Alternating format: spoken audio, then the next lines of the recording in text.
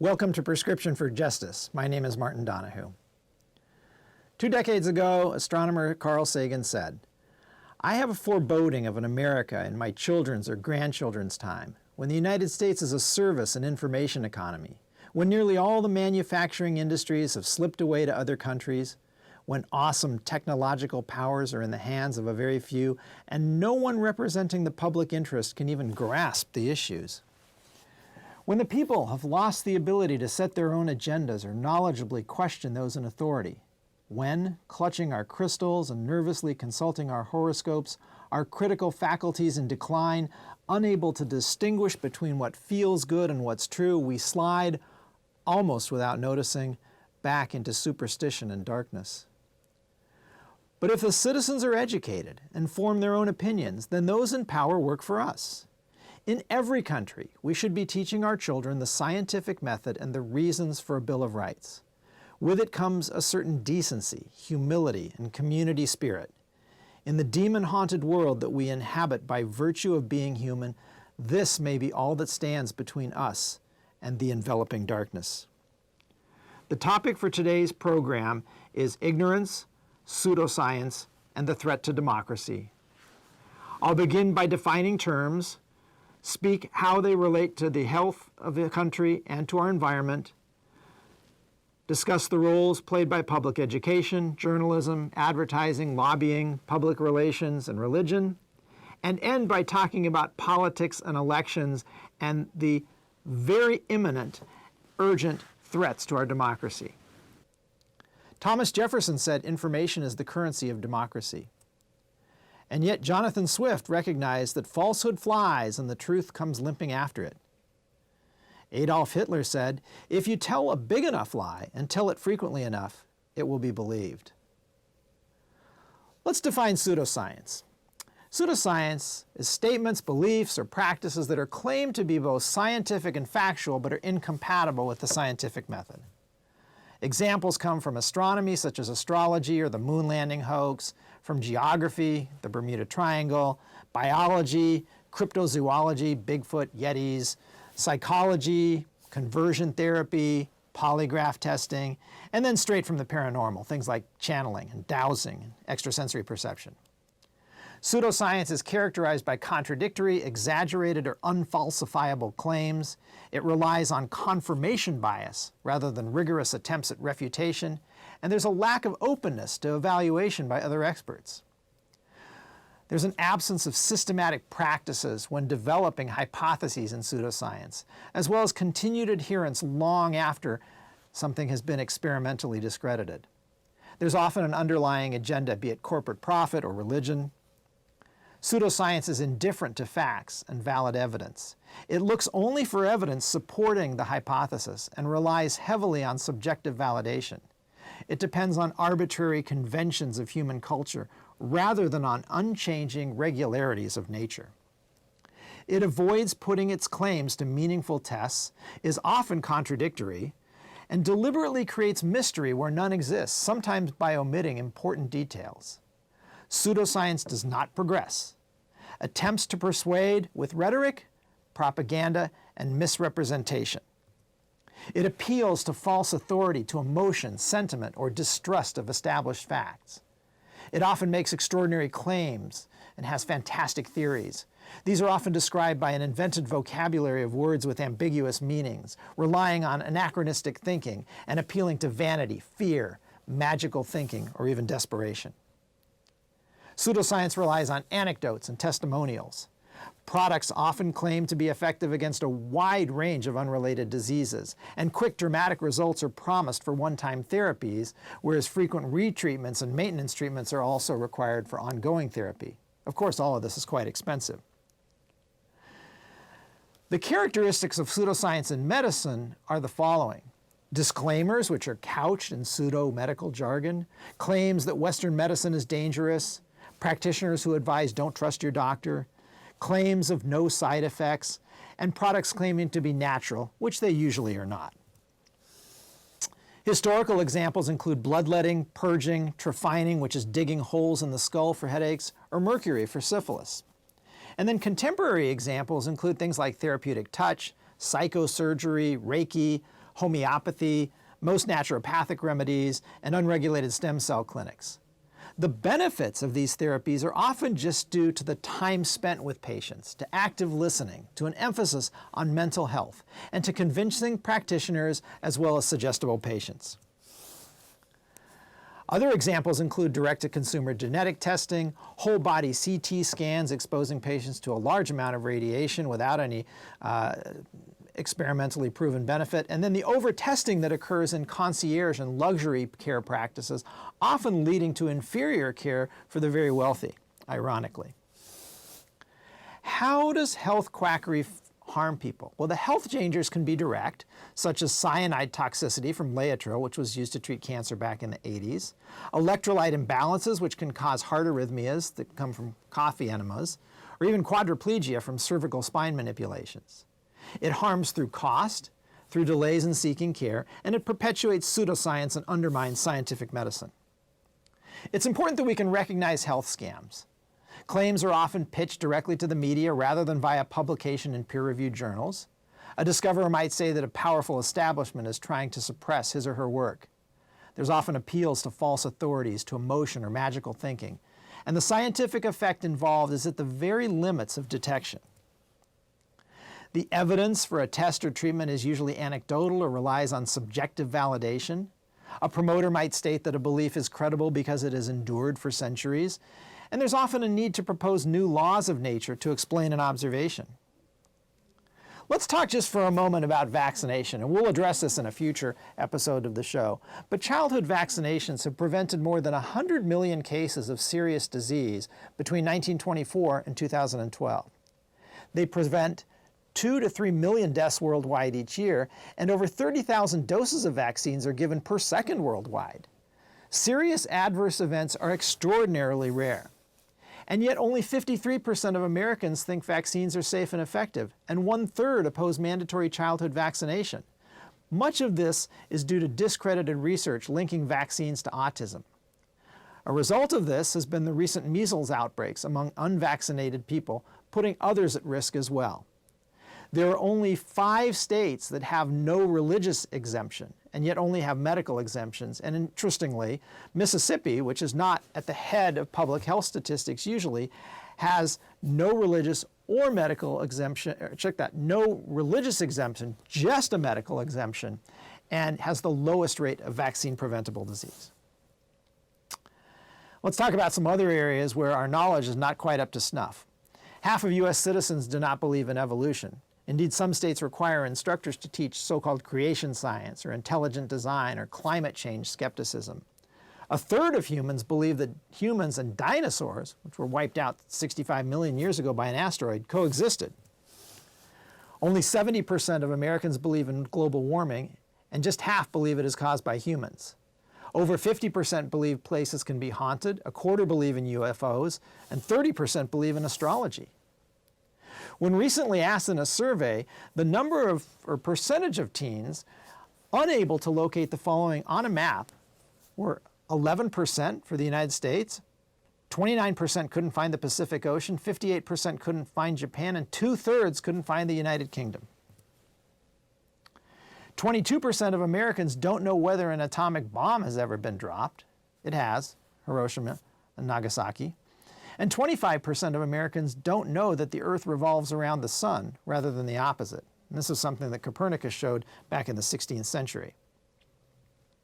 There's also widespread environmental ignorance, which makes it difficult to develop policies to preserve the environment for future generations.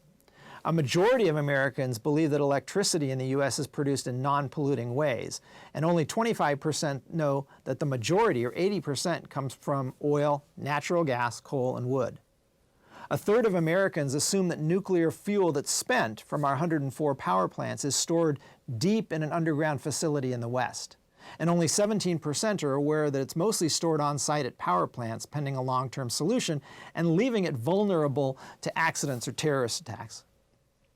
Now, this was a survey that was done in a state a few years back where a high school kid went around and asked people to sign this petition to ban this chemical dihydrogen monoxide, which does all sorts of horrible things. It can cause excessive sweating and vomiting. It's found in acid rain. It can burn you in its gaseous state or kill you if it's inhaled accidentally. contributes to erosion, decreases the effectiveness of automobile brakes, and it's even been found in the tumors of terminal cancer patients. So 80 people said, yes, we will sign your petition. We must get rid of this awful chemical dihydrogen monoxide. 18% said, get away, kid, we don't want to sign petitions. And only 2 people spoke up and said, wait a second, that's water. So one requires a limited amount, at least, of scientific knowledge in order to understand health policy, environmental policy per se. So why is there such a level of ignorance? One is that public education is in disarray in this country. Our schools are ranked the lowest among Western nations. They're inadequately funded and suffer from decaying infrastructure. We underpay and undervalue teachers, and our national high school graduation rate has been stagnant at 65 to 70% for the last 30 or 40 years. As college tuition costs keep rising, pricing out of college the middle and lower classes. Kids spend a lot of time on their smartphones today. The average teen spends 9 hours a day on social media, and the average 8 to 12-year-old spends 6 hours a day. The average American youth spends 900 hours a year in school, but 1,500 hours a year watching TV, and sadly, by the age of 65, the average American will have spent 9 years watching the TV. There's also been a decline in journalism. Local newspapers have closed, major media outlets are consolidating, and today just 5 corporations control the majority of US media, down from 50 in 1983. Most media outlets are owned by multinational, multi-billion-dollar corporations who are involved in forestry, defense, real estate, fossil fuels, big ag, and as a result, many stories looking at the downside of those industries end up being suppressed. There are 40% fewer journalists than a decade ago, and there's a fake news epidemic with rent-a-crowds and deep fake videos. Journalists, both in the United States and abroad, are under attack to the point where Time magazine named the Guardians of Truth their Persons of the Year for 2018. Now I want to share with you a Science magazine study that was published in the year 2004 looking at the preceding decade, where the researchers analyzed all the articles published in peer-reviewed journals related to global warming, and not a single one was in doubt either to the existence or cause of global warming. They then looked at all the articles published in the popular press, the 4 major newspapers, over the same period of time, and over half expressed doubt as to the existence and primary cause of global warming.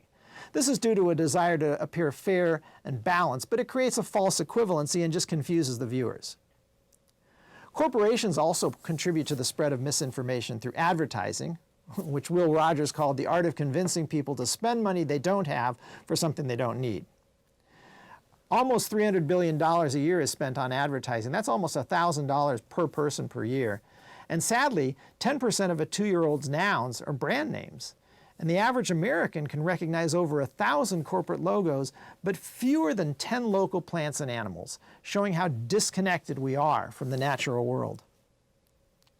Corporations also spread misinformation through astroturfing, which is the creation of artificial grassroots coalitions, through corporate front groups, and through sponsored curricula involving environmental health or nutrition that they donate free of charge to cash-strapped school districts.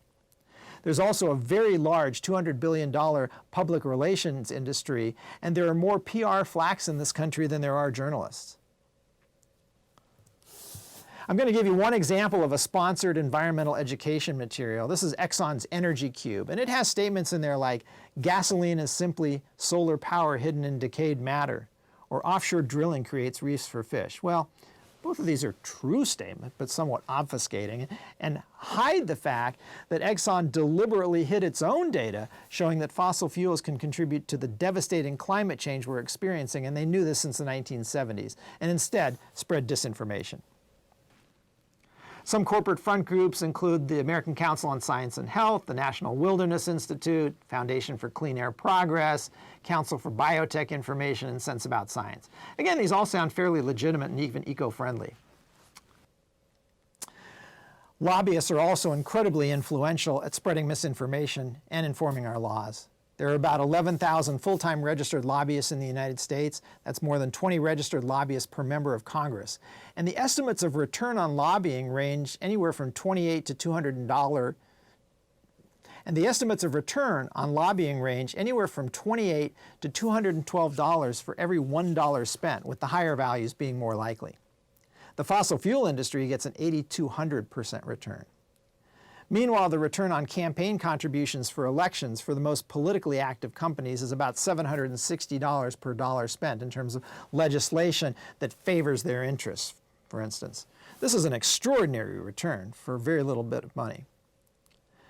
Also, congresspersons spend about 5 hours a day raising money and then go in the evening to fundraisers rather than passing laws. Half of our senators and almost half of our representatives become lobbyists after leaving office.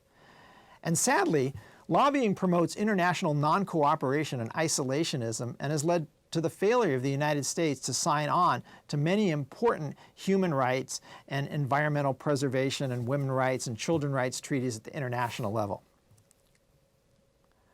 Corporations vastly outspend all single-issue ideological groups combined. That's labor, pro-choice, anti-abortion, feminist, consumer organizations, senior citizens, add them all up. And the richest 0.01% of American voters account for over 40% of political contributions. The richest half of 1% for half of all political contributions in this country. Money buys you power. The Koch brothers spent almost $900 million in the 2016 election cycle, and casino magnate Sheldon Adelson and his wife Miriam shelled out over $113 million in support of Republican candidates in the 2018 election. These are some of the figures for various industries and what they've spent on lobbying and campaign contributions between 1996 and 2018. And you can see pharmaceuticals, insurance, electronics, business, oil and gas, the financial industry, real estate, casinos, insurance again. The Supreme Court has supported the notion that corporations are people, both through the Citizens United case, which placed no limits on corporate campaign spending. Ironically, however, corporations are not considered persons when it comes to liability for causing harm to the environment or public health.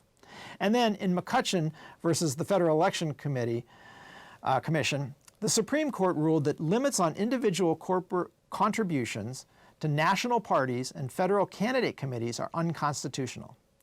Well, as Will Rogers said, we have the best Congress money can buy. There are also, regrettably, some horribly anti-science legislators. This is just an example from members of the House Science Committee from 2012, and they include Paul Brown from Georgia, who said that evolution and embryology and the Big Bang Theory are lies straight from the pit of hell.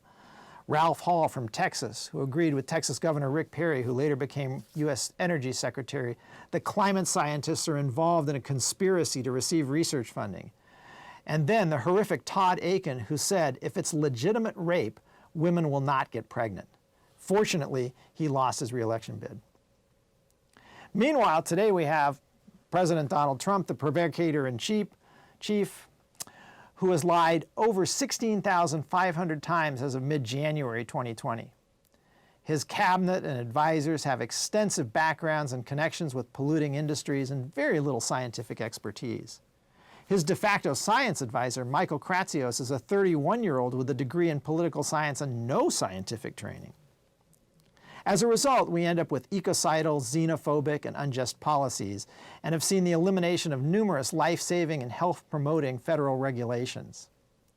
Also, 35 states have considered or enacted legislation restricting the right to protest. Most of these relate to fossil fuel protests. And these are similar to SLAPP lawsuits. They're strategic lawsuits against private parties, as well as food disparagement laws, which are present in 13 states today. The Trump administration has sown mistrust of law enforcement and of our intelligence agencies, and has wreaked havoc with the judicial system, pardoning convicted felons who happen to be loyal supporters. Well, Thomas Jefferson said, nothing can keep government right but the people's vigilant and distrustful superintendents. And journalist Edward R. Murrow said, a nation of sheep will beget a nation of wolves. I want to now turn to the role of religion. 85% of U.S. citizens call themselves Christian, and yet misinterpretation of the Bible is common. Only 40% of Americans can name more than 4 of the 10 commandments. Just half can cite any of the 4 authors of the Gospels, and 12% believe that Joan of Arc was Noah's wife. Indeed, a literal reading of the Bible promotes magical thinking, misogyny, and discrimination, as these passages show. For instance, from Deuteronomy, Non-virgins should be stoned, the idea that no bastards may enter the church, and from Leviticus, the idea that if you disobey God, you will eat your babies, or that cursing at your parents warrants death. Yikes. Instead, as Bill McKibben said, most Americans have replaced the Christianity of the actual Bible with its call for deep sharing and personal sacrifice with competing creeds. I mean, really, if you read the New Testament, Christ was essentially a socialist. These competing creeds stress personal responsibility over collective action and celebrate financial success. 75% of Americans, in fact, believe that the Bible teaches that God helps those who help themselves. But it was Ben Franklin who said that. We're now going to turn to elections. That's what makes and safeguards our democracy. We know that the Russians attempted to interfere in the elections in 2016 and 2018 and were successful. To what degree, we're not sure. They're also planning to interfere in the 2020 election. And yet, 40 states use voting machines that are over a decade old with outdated, easily hackable software. 25 states do not have a complete paper trail. 38 states do not require post-election audits prior to certification of results. Our ballot design has been outsourced to just a few vendors. For instance, one company programs the machines for over 2,000 districts across 34 states from one central location. Well, what are the possible outcomes of interference? Small changes in vote counts could swing elections and be statistically similar to polling results, especially with gerrymandering. The real-time manipulation of machines in just one state could swing a presidential election without being recognized. Malicious code could disable the voting machines on election day, requiring a complete other election. Imagine the consequences of false election results coming out after a new administration is in power. What if the nation-state that engineered the false results then blackmails the president? To fix this problem would only take a few $100 million, and we would have mandated paper trails. But this has not yet been done. Well, elections have been manipulated even more so in plain sight through voter restriction measures, such as purging voter rolls of those who have not recently voted, photo ID requirements, limits on the number of polling sites and poll hours, elimination of Sunday voting, long waits, limits on early voting, requiring college students to vote in their parents' but not their campus precincts, the gerrymandering of districts, and outright intimidation and trickery. The stated aim of all these measures is to eliminate voter fraud. And yet, between 2000 and 2010, while there were 643 million ballots cast in general elections and 441 people killed by lightning, there were only 13 credible cases of in-person voter impersonation. Another recent study of 146 million registered voters found just 10 cases of voter impersonation. What are the results of manipulating elections in plain sight? The disenfranchisement of tens of millions of voters, most of whom are poor, elderly, racial minorities, and college students. So how do we fix the problem? The first is to increase funding of public education and have higher salaries for teachers. Next, independent scientific review of school curricula, and accurate health curricula, especially when it comes to sex education.